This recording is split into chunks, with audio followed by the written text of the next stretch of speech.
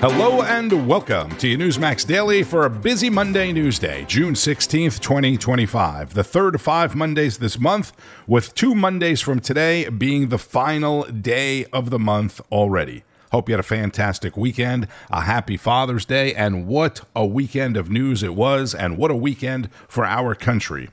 We saw the absolute best and the worst of the country, and whether you like it or not, agree or disagree, we saw democracy, freedom of speech on full display as well. In Minnesota, where we saw the absolute worst of what the country has to offer, the 2-day manhunt for the man believed to have killed Representative Melissa Hortman, the top Democrat in the Minnesota House, and her husband, is over. Police say the 57-year-old suspect, who also shot State Senator John Hoffman and his wife, surrendered peacefully last night after being tracked down near his home west of the Twin Cities. The Hoffmans are fortunately recovering from their wounds. Police say the shooter had a notebook that mentioned about 70 other potential targets, including other politicians as well as Planned Parenthood centers. In the Middle East, the death toll rising in Israel after a fresh round of airstrikes from Iran last night.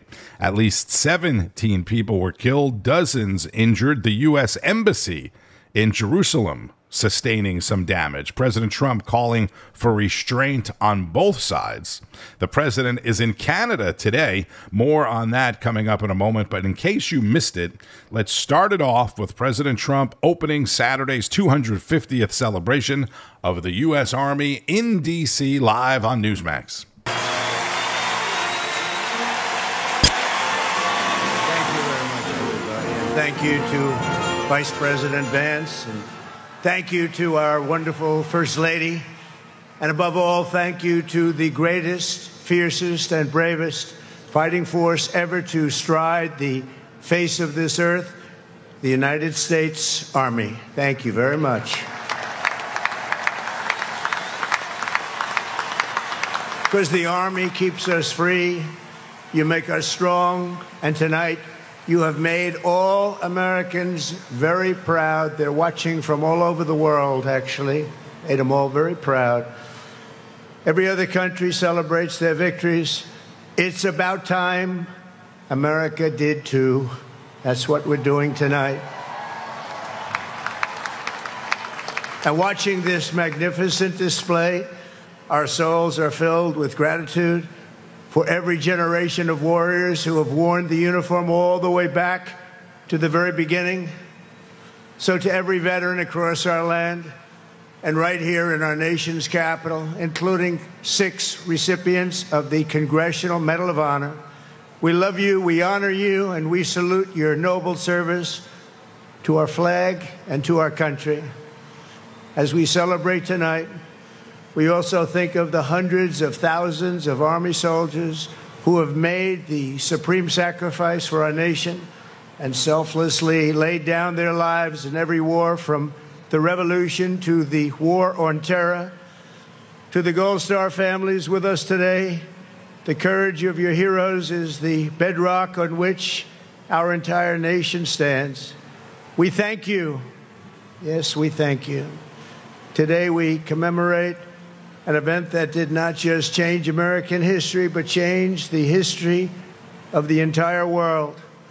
With the creation of America's Army on June 14th, 1775, liberty got its shield and the freedom got its sword.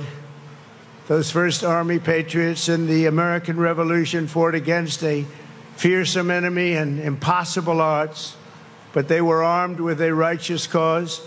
They were led by an indomitable commander, a truly great man, General George Washington, and they were united by an eternal creed. Their motto was victory or death. Over the past 2.5 centuries, our warriors have shown unrivaled valor on fields of battle around the globe. With the frostbitten feet and bloody fist, they have marched into the flames and fury of combat, charged up mountains, stormed beaches, waded through torrents of gunfire, and leapt into skies thick with smoke and shrapnel. Our Carl Higbie was part of the crew covering Saturday night's huge event in D.C., and he spoke with Defense Secretary Pete Hegseth. So a lot of news. Obviously, we're down here at the 250th birthday of the U.S. Army. You're an Army guy. I'm a Navy guy. It's okay. We were better than you. We'll do the Navy later. Right. No, but seriously, this is monumental. It's a big chance for America to really kind of see what's going on, see the capabilities, see the type of thing the troops do every day. What does this mean for you to see your branch marching down the streets of Washington, D.C.? Wow, man, it's incredibly special. And again, we just cancel out, forget about all the noise and the nonsense, right? The haters. This is about celebrating the United States Army for 250 years. And yes, we will celebrate the Marine Corps, the Navy. We'll get to all that.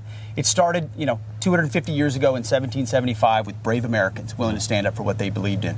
We are honoring that legacy today. And what a difference it makes to have President Trump overseeing 250 than Otto Pen Biden, right? I mean, you wouldn't have a parade. You might even have some self-loathing. Yep. Instead, you have a full-on recognition of what it takes. Right. You know as well as anybody what it takes to defend and preserve freedom will be on display today. It's going to be a hell of a show.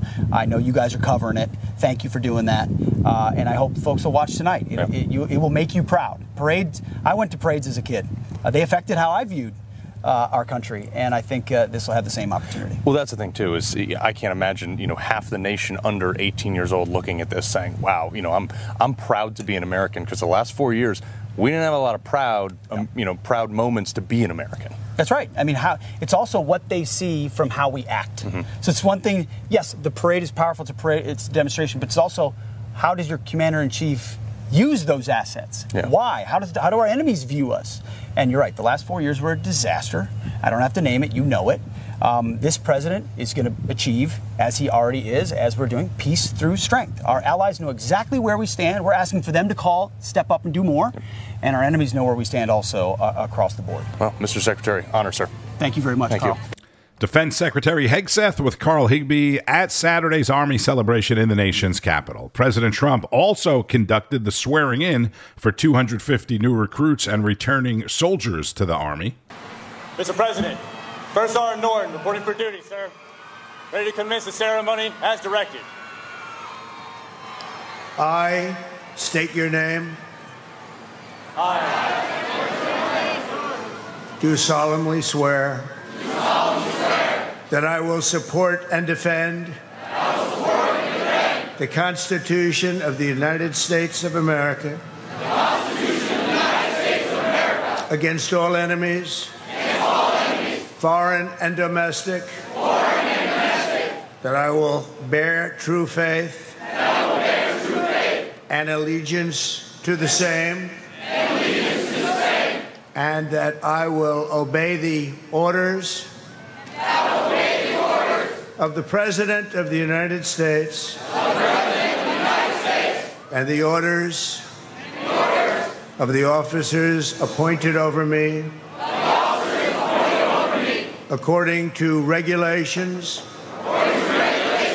and the Uniform Code of Military Justice. So help me God. Congratulations. Congratulations. Welcome to the United States Army, and have a great life. Thank you very much. Have a great life. Prior to the event, President Trump said he received a phone call from Russian President Vladimir Putin wishing him a happy 79th birthday. And then Putin wanted to discuss the rising tensions in the Middle East between Israel and Iran, and that the two, of course, also discussed ending the Russia-Ukraine war.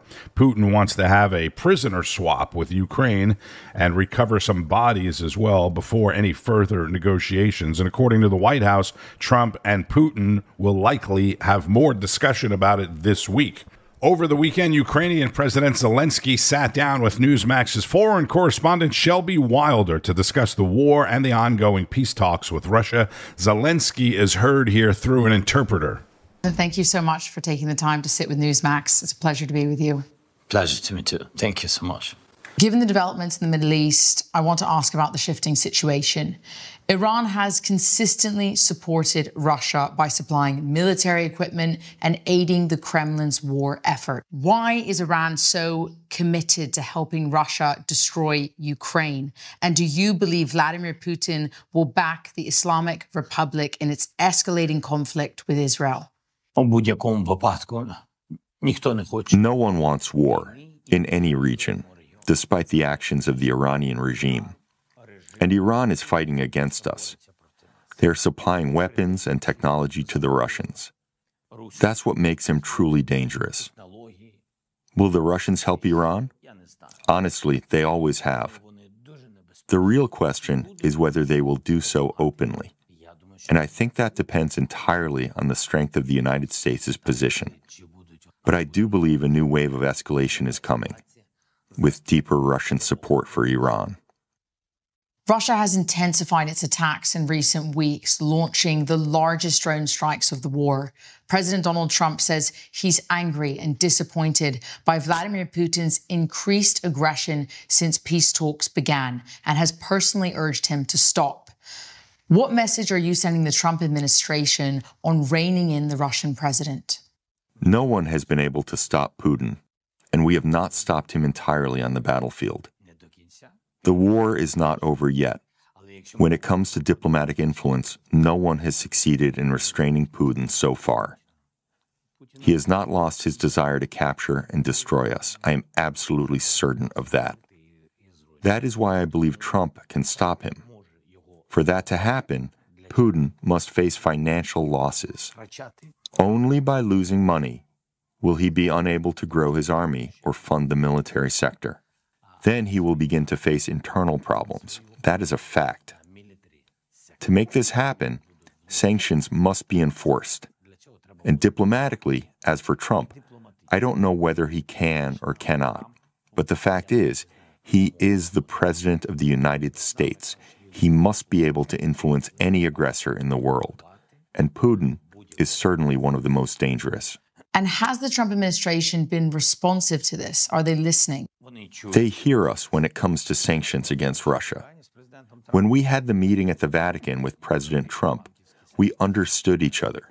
We talked about the banking sector, the shadow fleet, and also discussed oil prices. It is very important for us to limit energy resource prices, specifically to enforce price caps on Russian oil, because that is the main source of profit for Putin. But are sanctions alone enough to compel Vladimir Putin to agree to peace? Maybe you're right. Maybe sanctions alone are not enough. But they are definitely a very strong tool. Things become truly painful for Putin when Russia cannot dodge or avoid sanctions. And crucial components for missiles, including ballistic missiles, are no longer delivered to him. Sanctions are the first step, but military support is the next crucial phase. Any statements or suggestions about reducing aid to Ukraine, implying that we are on equal footing with Russia, are deeply concerning. Russia is the aggressor. They brought this war. Ukrainian President Vladimir Zelensky sitting down with Newsmax foreign correspondent Shelby Wilder. I'm not sure why he's speaking Ukrainian and using a translator. He does speak fluent English, as you likely know. As for sanctions on Russia, South Carolina Republican Senator Lindsey Graham and Democratic Senator Richard Blumenthal of Connecticut appearing together on Face the Nation yesterday, saying the Senate is set to approve sweeping new economic sanctions on Russia this week. I think there is really no obstacle to our moving ahead with these bone-crushing sanctions. Even if oil prices spike because of what's happening in the Middle East? We are now energy independent when it comes to oil, the United States. Europe has weaned itself off Russian oil. We visited with President Macron. We've talked to Chancellor Merz. Europe is solidly behind these sanctions. If you're not doing business with Russia, you don't have anything to worry about. If you're doing business with Russia, but you're helping Ukraine, you have a carve-out for 270 days. If you're doing business with Russia and not helping Ukraine, you're screwed. The president can waive part of all of this based on our national interest. But to the people who wonder, should we pay a price for our freedom? We have in the past. Go to Arlington.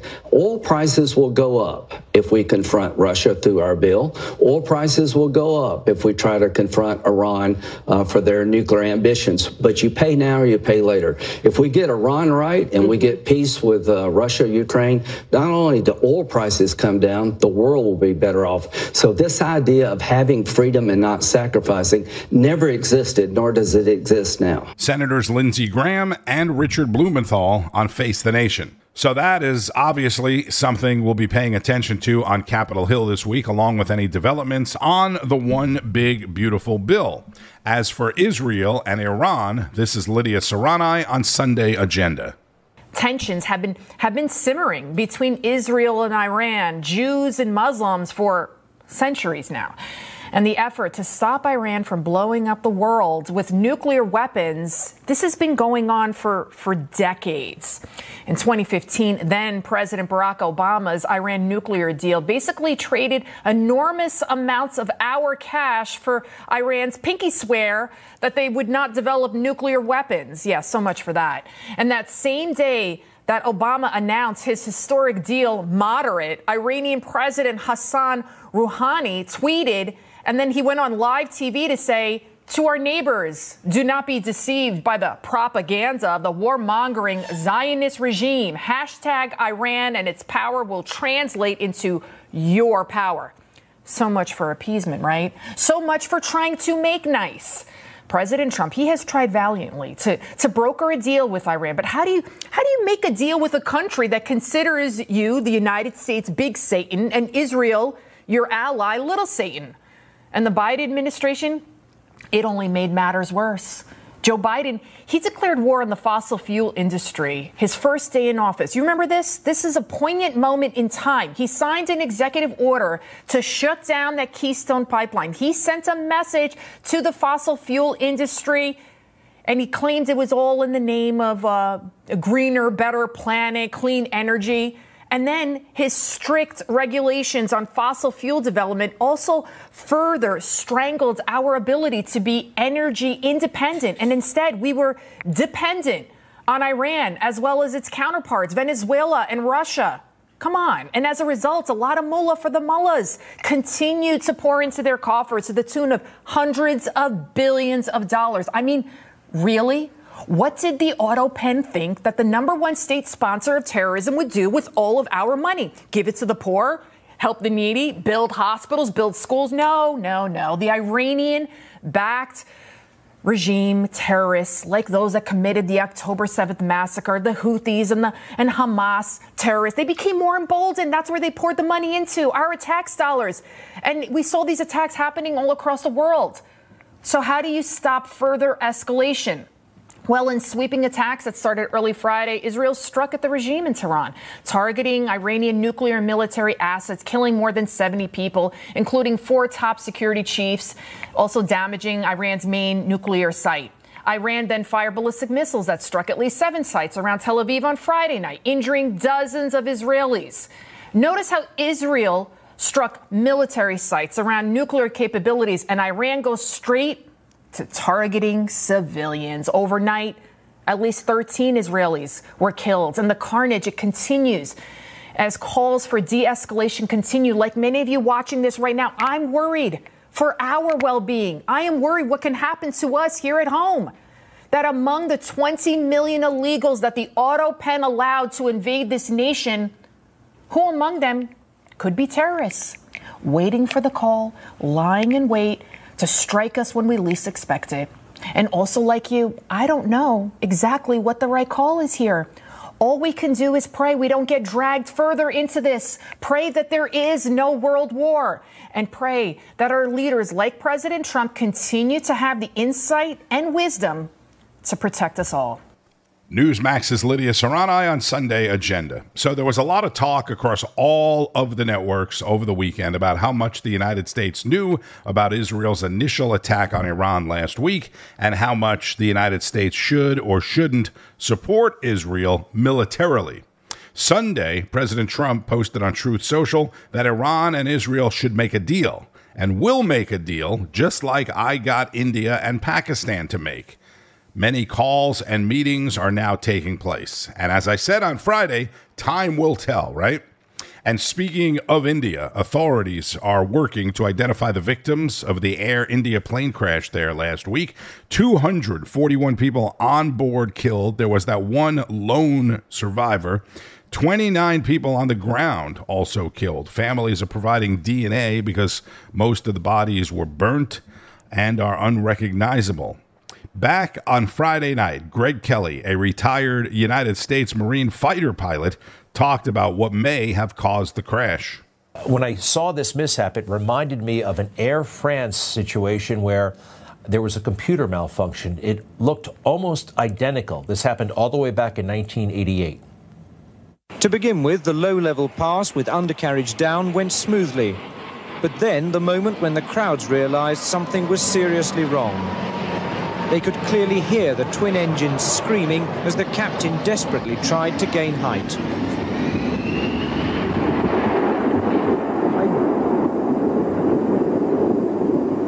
Oh la la. Oh yeah.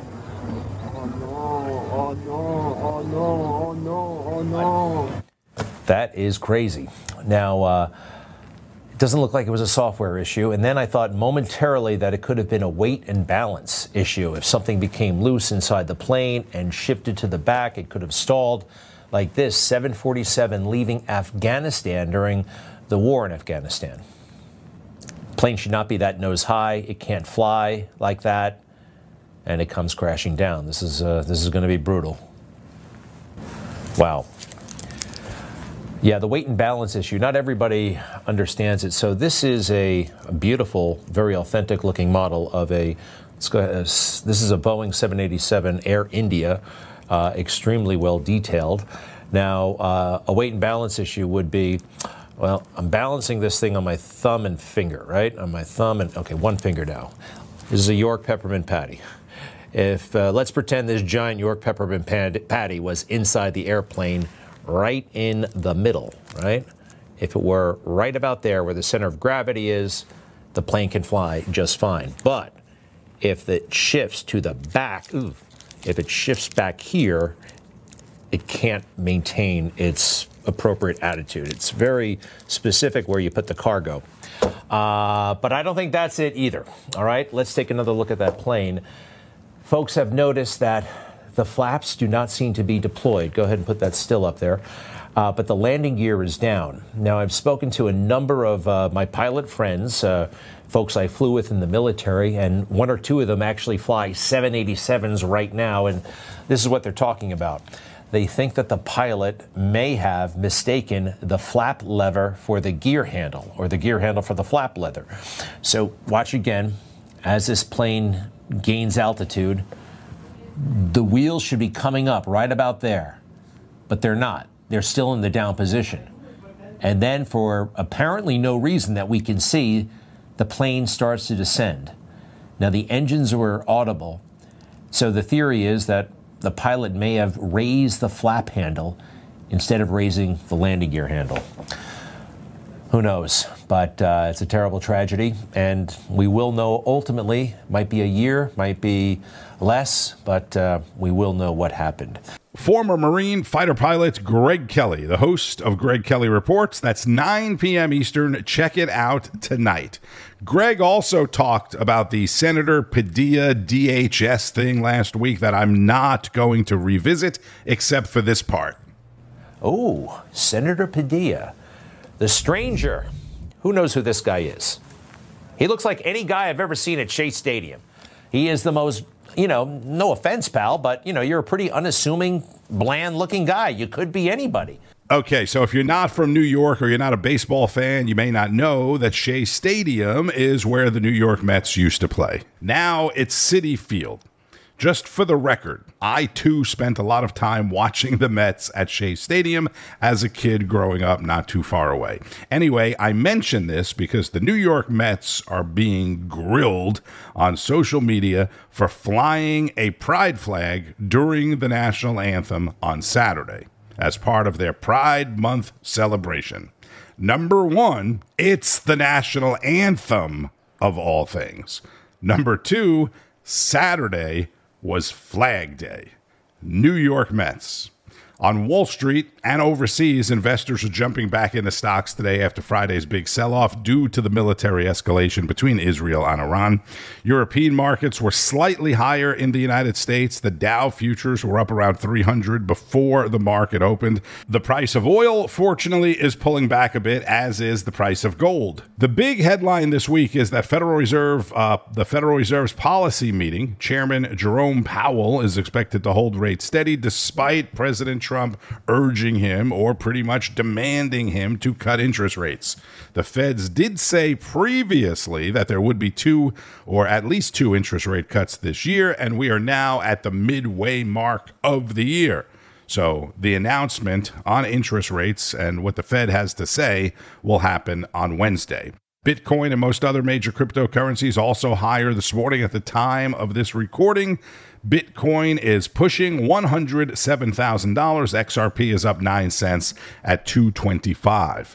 So President Trump is in Alberta, Canada, as I mentioned, for the G7 meetings. He's also meeting separately, one-on-one, with Ukrainian President Zelensky, as well as the President of Mexico and, of course, the Prime Minister of Canada.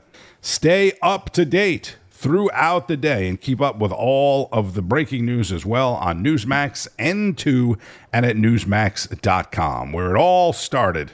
The news starts each and every morning with Wake Up America, National Report, Newsline with Bianca De La Garza, American Agenda, all the way to Greta Van Susteren at 6, Rob Schmidt, Finnerty, Greg Kelly, and much, much more. I'm Tony Marino. Enjoy the rest of your Monday. Thank you, as always, for listening. Pay attention and keep on fighting the good fight. News breaks every minute, every day. You need the app, the Newsmax app. Find it free on your smartphone store. Then watch us anytime, anywhere. Information. Truth is freedom. Is Newsmax. It's real news for real people.